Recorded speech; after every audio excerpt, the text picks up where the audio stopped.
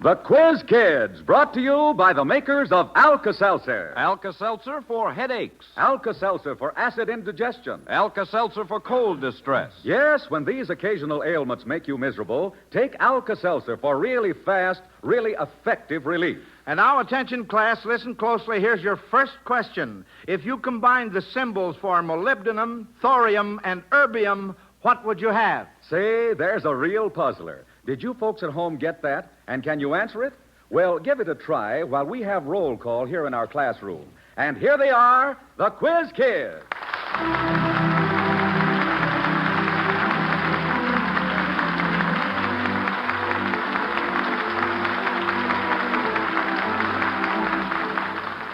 And now here's the man who fires a battery of questions into the battle of brains and who is sometimes battered down by the answers, your own chief quizzer, Joe Kelly.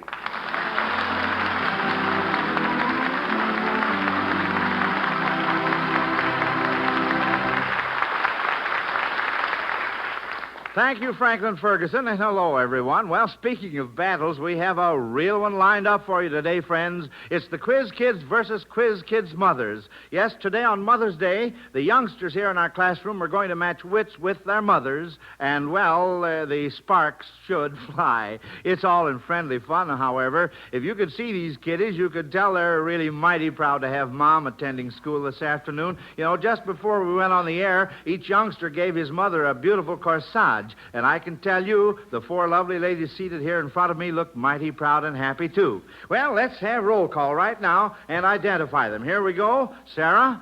I'm Mrs. Saul Kupperman, housewife. My husband's a structural engineer. And her son? I'm Joel Kupperman, age 11 and 7/8. Mrs. Kupperman, I don't believe you gave your age. Oh, well, we weren't told to. Oh, is that so? Well, all right. Well, then we'll just skip it. Next, we have Alma. I'm Mrs. Joe Mullen, housewife, and my husband teaches at the University of Chicago. And her son? I'm Mike Mullen. I'm 10 years old and in grade 5. Marcella? I'm Mrs. Patrick Conlon. I'm a housewife, and my husband is an attorney at law. And her son? I am Patrick Owen Conlon. I am 10 years old and in 6th grade. And Rose? I'm Mrs. Julius Cooks. I'm a housewife, and my husband is employed at Armour & Company. And her daughter? I'm Naomi Cooks. I'm 9 years old and in the 6th grade. All right. Now then, which team can answer that first question from Mrs. I.O. Ebert of Washington, D.C.? If you combine the symbols for molybdenum, thorium, and erbium, what would you have? We have about 5 hands up here, and little Patrick's hand was up first. All right, Pat. Well, molybdenum is M-O. M-O. Thorium is T-H. T-H. And erbium is E-R, so it's mother. That's Mother's right, Day. Patrick. Mother. That's our first question on this Mother's Day. Yes, sir. Of course, we're just joking. There's a lot more to mother than just molybdenum and thorium and erbium. Well, you knew the answer to that one right off, and that means that Mrs. I.O. Ebert of Washington, D.C. wins a fine Zenith transoceanic portable radio, the most outstanding in its field today. That's the reward that Alka-Seltzer gives to every listener who sends us a question which is used on our program. If your question is answered correctly, you get your fine Zenith transoceanic standard shortwave portable radio and a handsome luggage case. If your question is missed, the reward is a magnificent 23950 Zenith radio phonograph combination. This has the automatic record changer, the new Cobra tone arm, 2 FM bands, and it's a real beauty. You'll be exceptionally proud of either Zenith radio, so send those questions along, folks. Send them to Quiz Kids, Chicago. Well, this question is from Billy Fritz Hellwing of West Allis, Wisconsin. If, after school, you quiz kids were to bring home Little Bo Peep, Little Boy Blue, Brer Rabbit, and Peter Pan, what one place might you stop to pick them up other than the library or a bookshop? First hand up, Mrs. Mullen. The grocery store. Why do you say it's a grocery store? Peter Pan is peanut butter. Yes? Brer Rabbit is molasses. Molasses? And what was the other? Little Boy Blue? Oh, that's a rinse, starch, or bluing. Bluing, yes. No coaching the audience. Now, Little Bo Peep is what? Well, that's the rinse, isn't it? Well, no, wait a minute. We have some more hands up here. Little Bo Peep is ammonia. That's Oh, right, yes, of Mrs. course. Cooks. That's absolutely right. Uh-huh. Well, I'm glad to see that you know your groceries. Yes, sirree. Here's our next question. Rosalind Samfield of Memphis, Tennessee, supposes you children had favorite lullabies that your mother sang to you to put you to sleep way back when you were little children. Can you still remember the names after all these years? Patrick? Well, I remember one that I like very much. It's Turalura Lura, Oh, that's a dandy. And how the about... Irish lullaby. That's right. And how about you, Naomi? Well, I remember Brahms' lullaby. Brahms' lullaby. Watch your chair there, Patrick. Don't fall off. Well, now, Joel? Well, my favorite lullaby is Brahms' lullaby, but my mom never sang me to sleep. She never sang you to sleep at all? No. Oh, uh-huh. Well, now can you, mothers, still remember them, and can you sing them for us? With the exception, of course, Mrs. Copperman. Joe says she didn't sing him to sleep. How about the... all right, Mrs. Cooks? Well, I'll try. I used to kind of add in some of my own words. Well, that's all right. That's perfectly all right. Lullaby and go to sleep with roses, do.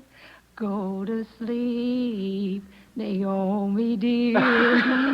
Go to sleep, dear baby. Ah, that's fine. That's wonderful.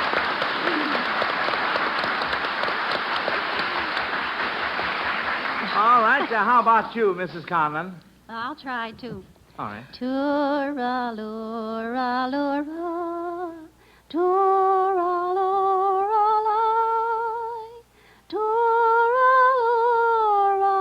tura-lura-lura. That's an Irish lullaby. Oh, that's fine. That's all right. Mrs. Mullen? I think Michael liked Kentucky Babe and Brahms' Lullaby, but Mark had a favorite that was really not a lullaby. It's an old Welsh love song. I think it's called All Through the Night. Oh. And we never knew why he liked it until one time he asked me to sing the Piece of Candy song. The Piece of Candy song. Found out later that he'd misunderstood the words all the time. The first line is... sleep, my love, and peace attend thee. Oh. But Mark thought And baby that I was talk, piece of candy. So he asked me to sing it like this. All right, let's hear it. Sleep, my love, and piece of candy all through the night. Oh, that's cute. Well, now, Mrs. Copperman has her hand up. Well, Joe says I never sang to him, but he used to sing himself to sleep. Oh, Two he and did. two is four, four and four is eight, eight and eight is 16, 16 and 16 is 32. Oh, wonderful.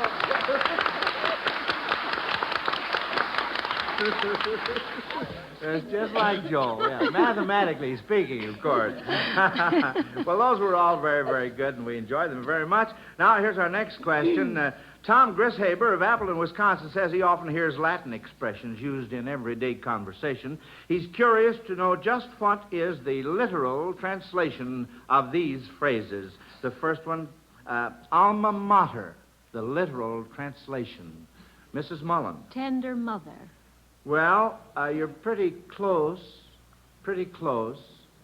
Mrs. Copperman? Is that old mother? No. No, mother is the last word. Mrs. Conlon? I think it's just our mother. No. Mrs. Mullen? In Spanish, it would mean soul or spirit, and in Latin, I think it's the idea of care. Well, that's Carefulness, very, tenderness. very close. It really means foster, Oh, foster. mother. That's the literal Wasn't at all translation. All right, see if you can get this next one here. Ad lib. Ad lib. What's the literal translation of ad lib? Patrick? Well, that's off the record or something like that. It's well, you're on the right track. according to schedule. Well, let's see. Mrs. Conlon? To speak freely, I think, is the Well, that's translation very, for very that. close. Mrs. Mullen? At liberty. Well, at liberty. That's the literal translation of ad lib. That's right. Well, you missed on that, and that means that Tom Grishaber of Abilene, Wisconsin, is going to get one of the big 23950 Zenith radio phonograph combinations from the makers of Alka-Seltzer. Now, Harold Levine of Binghamton, New York, wants us to have some fun with his question. You are to use automobile terms to describe a defeated politician. For instance, you might say, he doesn't have the spark he once had. That's the idea. Patrick? Somebody threw a monkey wrench in his wheels of policy, or his wheels aren't working anymore. Well, that's a good one for a starter. Mrs. Copperman? He's sinking in the Ford. He's what? He's sinking in the Ford. Oh, he's sinking in the Ford. And Mrs. Cooks? Oh, I'm sorry, Mrs. Conlon? He certainly had a muffler put on him. I certainly had a muffler put on him. That's a dandy. Joel? Out of gas, or you could say he's just tired. Tired. Yeah. Mike? Well, you might say that if he had been defeated a long time ago, you might say he was an old jalopy. He's an old jalopy. Yeah, that's a good one, too. Well, that bell brings the first question session between the Quiz Kids and their mothers to a close. And the scores up to now are Quiz Kids 45 and mothers 60. Well, what do you know about that? Oh, boy. That's nice going, mothers. Yes, sir, indeed. That's very nice going. But this battle isn't over yet. The Quiz Kids have a surprise for you. They have arranged to run in an entire fresh team of their brothers and sisters. They brought them along just in case. And now, while we get this brother and sister relief team ready for roll call, here is Franklin Ferguson with a special guest. Yes, and she's a typical mother. She's receiving special honors today, but we say she deserves them every day of the year, for she's the mainstay of every household, the person who anticipates the family's wants and needs, who supplies their comforts, and who is the mediator in all those little irritating situations that arise. Thank you, Mr. Ferguson. Every mother appreciates those words.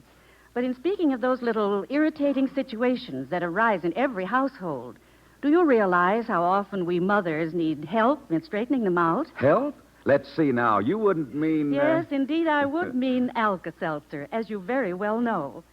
Why, when the man of the house comes home after a hard day at the office, and he's cross and irritable with a headache, we let Alka-Seltzer help straighten that situation out. Of course it does, and in a hurry, too, right? Yes, that's very true. That's what we like about Alka-Seltzer. It's so dependable, always so fast-acting. Not only for relief from occasional headache, but for acid indigestion, too. Why, when someone in the family overeats, out comes the Alka-Seltzer bottle.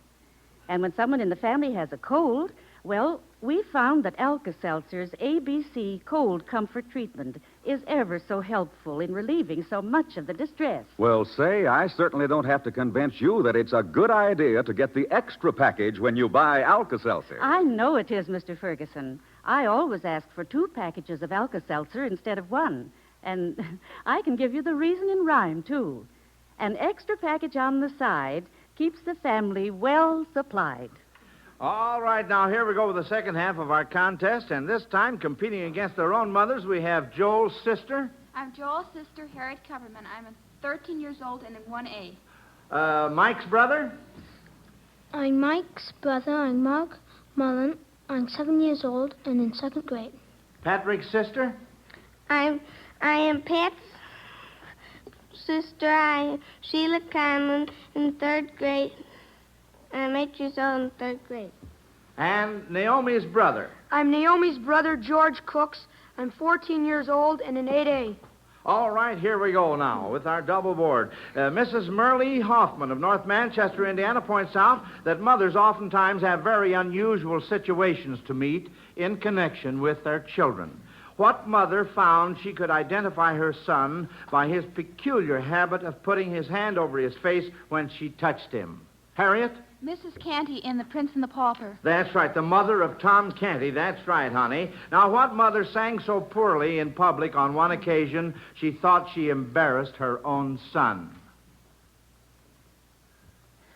No hands up. Mrs. Mullen? I did. You did. We almost caught you off guard there, didn't we? Well, what was that one about the Boy Scout meeting? Yes. I understand Mike did a little blushing. What did Mark think of it?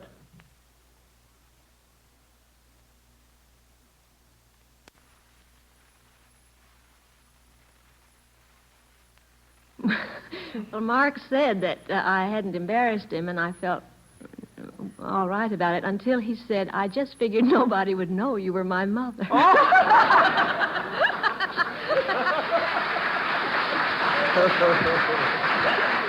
Well, you sounded all right on that singing question a little while ago, I want to tell you. Now, here's our next question. I'm sure we all enjoy watching for various kinds of birds as they return from their winter migration. But according to Harry R. Smith of Evanston, Illinois, there are a number of birds that just stay at home all the year round. Now, can you name any of these stay-at-homes? Mrs. Kupperman? Well, we have a robin that stays at our place all year round. All year round, a robin? It has its nest in the eaves of the porch. And then we have the cardinal that stays, too. Unusually so, but it does. Well, both of those are very unusual. And, Mark? The owl stays. Yeah, and the so owl. Does the pigeon. Yes, the owls and the pigeon, yes. And Mrs. Conlon? A sparrow stays around all the time. That's right. And I've seen crows most all the time. Yes, crows do, too. Mm-hmm. All right, and Harriet? Some woodpeckers do, too. Some woodpeckers, that's right. Now then, you'll have to think back quite a few years on this question from Louis R. Owens of Jacksonville, Florida. Can you name 3 makes of automobiles that are no longer manufactured? George? There's the Ampersand Jackrabbit, the Briscoe, and the Duryea. The Duryea? Mm-hmm. And there's the Duesenberg. The Auburn. Auburn. The take your time. Marmon, the Marion. Marmon. The Moon. The Moon. I remember all of them very well. Go ahead, George. Go on. The Haynes Apperson. The Haynes Apperson. Yeah. And... All right, well, let's, Mrs. Kupperman. Jack Benny's Maxwell. Jack Benny's Maxwell. And an old Essex we used to have. Essex. And Mrs. Conlon? Graham Page, I think. Graham Page and Mrs. Cooks? The Rio. Is that an old one? Yeah, the Rio. And the Briscoe. Right. The what? Briscoe. The Briscoe? Oh, maybe you don't remember that. No, that was before my time, really, yes. Mrs. Mullen, what are you going to say? The Overland, is that the Overland. George again. The Buckeye and... The Buckeye? Mm-hmm. All right, somebody in the audience remembers that one. And the Octomobile. The what? The Octo-Auto, rather. And, what one was that, George? There's 8 wheels. The Octo-Auto. Oh, the Octo-Auto. Mm-hmm. 4 wheels in the back and 4 wheels in the front. Oh, I see, yes. Boy, when you had tire trouble then, you really had tire trouble, didn't you? Mrs. Cook? How about the Angus? Well, how about it? You remember that one? The Angus? The Angus. Well, all right. Mrs. Kupperman. And they're not making these baby Austins anymore. Well, that's true. I guess we could go on. There's about 2,500 of them. I had them all here in front of me. But, so here we go with the next question. Mrs. E.F. Foote of Appleton, Wisconsin, thinks that certain characters in mythology have unusual traits that might come in handy for any mother. Can you quiz kids and you mothers suggest any of these advantages that might be useful? Mrs. Conlon?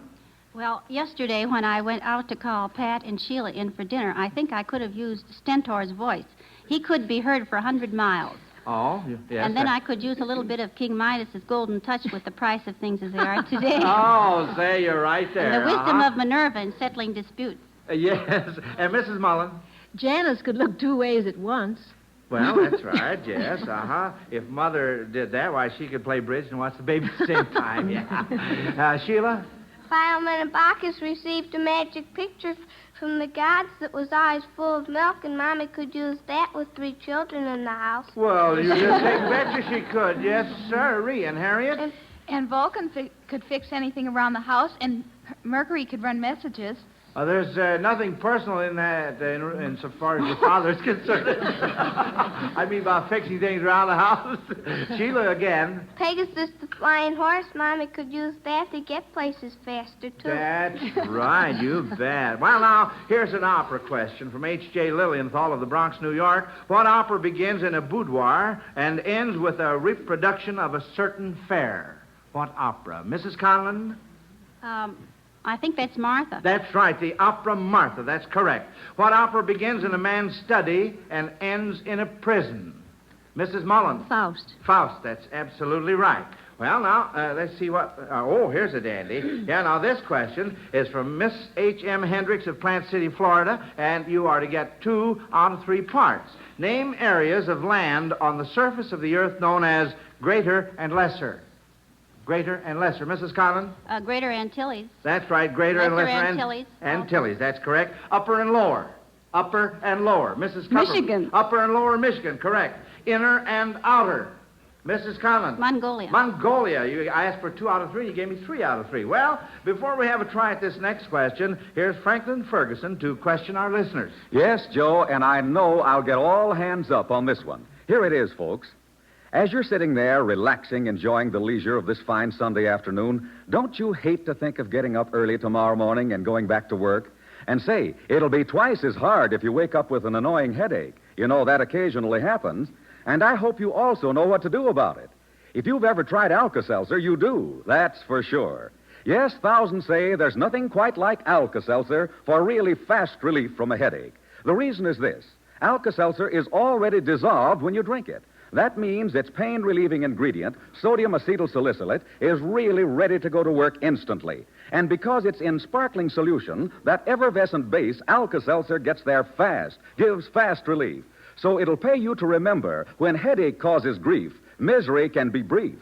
Take Alka-Seltzer for relief. Ask for Alka-Seltzer at any drugstore. Get it in either the 30 or 60-cent size package. And now, mothers, here's where your competition really gets tough. Because the Quiz Kids are bringing in both teams to compete with you in this last session. And here they are, all 8 of them. And that means that you mothers will have to think just twice as fast on this next question. For this question from Jim P. Matthews of Horatio, Arkansas, you are to name women who appear in Shakespeare's plays.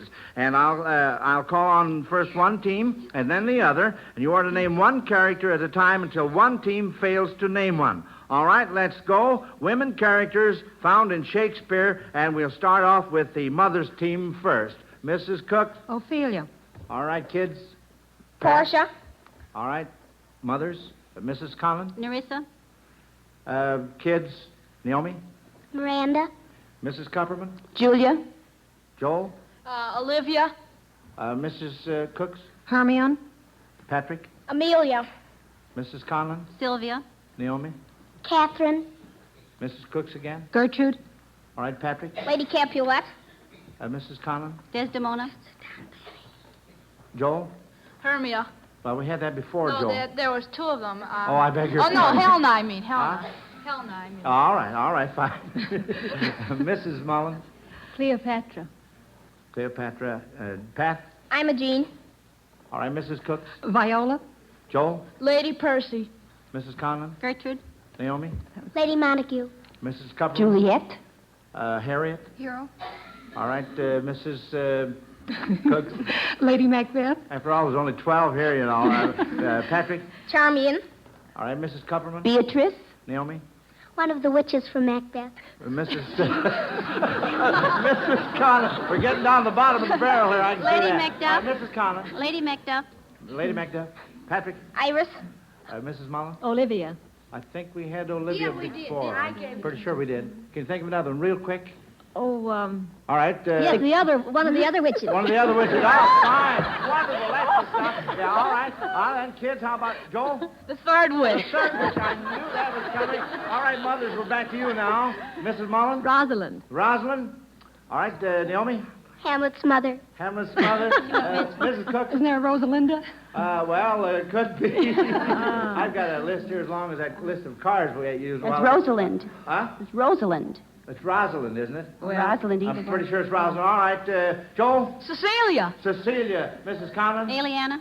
Well, now, look, this could go on all afternoon. You're all of you are just too sharp. That's all there is to it. I think that deserves a nice big hand from you folks out there.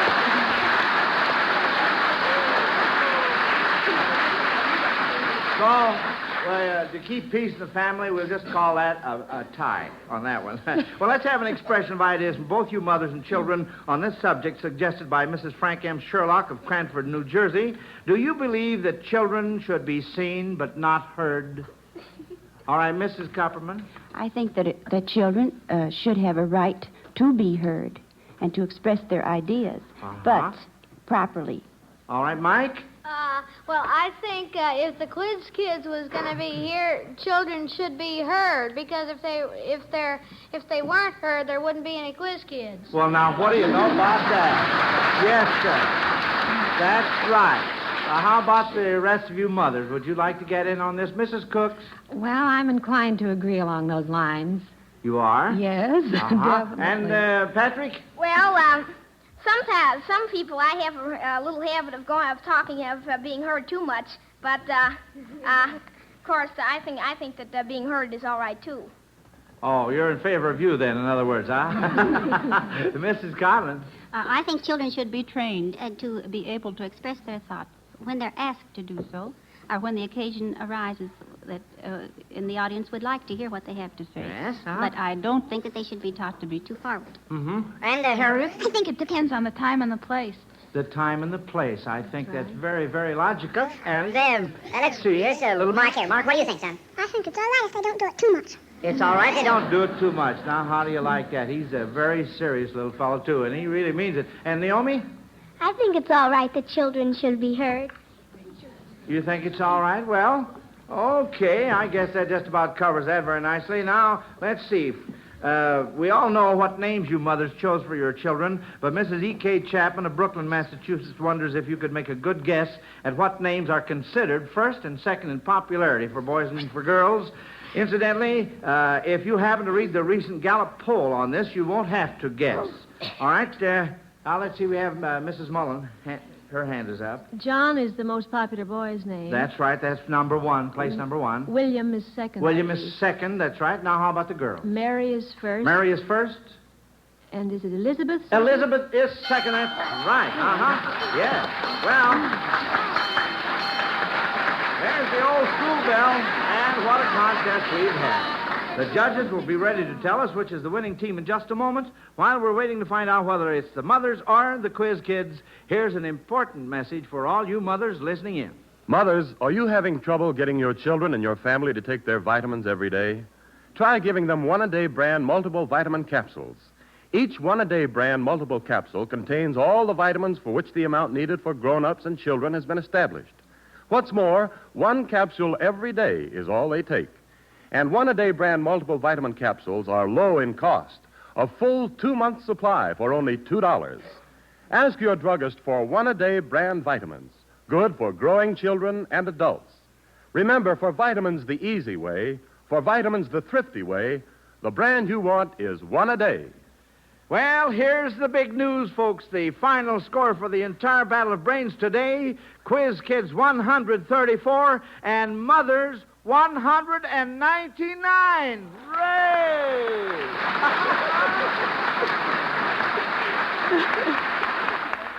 Well, congratulations, mothers. Bless your hearts. Even with the odds 2-1, you fought your way to victory, and believe me, that's some accomplishment. I know all you Quiz Kids are proud of your mothers, and you children put up a great fight, too, yeah. Each one of you Quiz Kids receives a $100 savings bond from the makers of Alka-Seltzer to help you with your future education. And each of you winning mothers receives a lovely Mother's Day gift from the makers of Alka-Seltzer. And here it is. It's the new Z-Net. It's the new Z-Net Portable, a product of Zenith Radio Corporation, no larger than your handbag, yet it operates on either battery or house current. It's strikingly beautiful and one that will give you the excellent performance for which all Zenith radios are famous.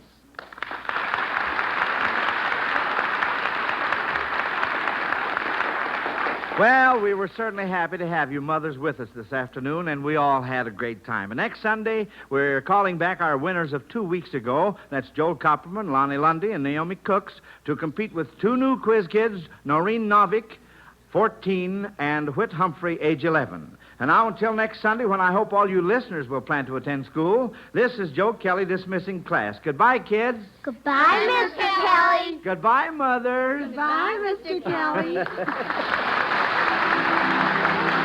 Listen to the Quiz Kids every week and listen to Alka-Seltzer's News of the World every Monday through Friday over most of these NBC stations.